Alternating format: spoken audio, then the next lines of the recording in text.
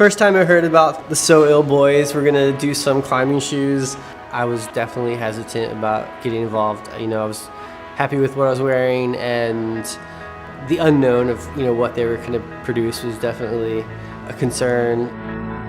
Going into the free range, that's when it really caught my attention. Just being able to have a shoe that I can perform in outdoors, do the things that I've been doing for years, first ascent-wise. I have to be able to do all of that all the time, so if the shoe doesn't perform, then it's not gonna work. To finally have a shoe that I can do anything I've done in the past, and maybe even more so.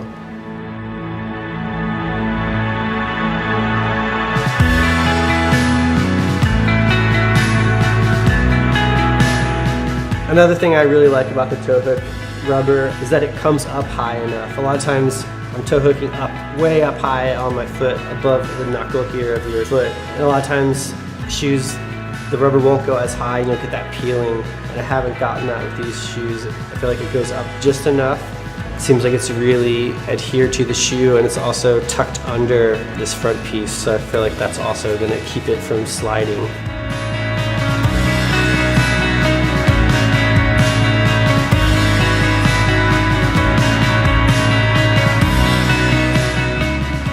For me, I use this shoe for anything 30 degrees or steeper, 45. Mostly climb on a 50-degree wall at my house. This is a perfect shoe for that angle. Really feels like you're pulling down.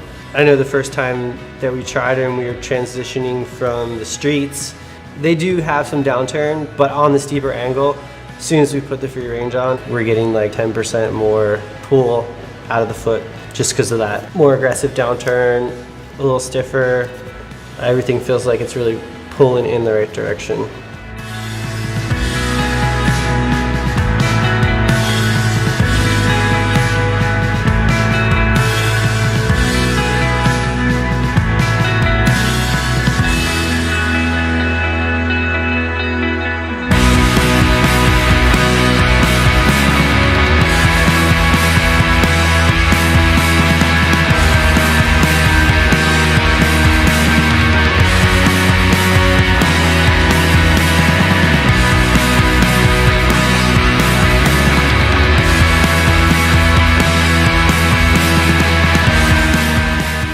First impression out of the box, really surprised how sticky the rubber was. You need a rubber that's going to perform, and the dark matter rubber, I think it performs just as good on the toes and on the heels.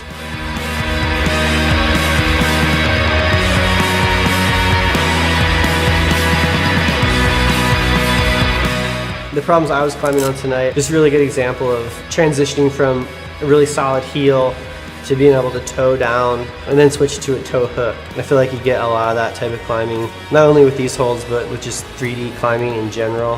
Where you'd be moving all around your foot.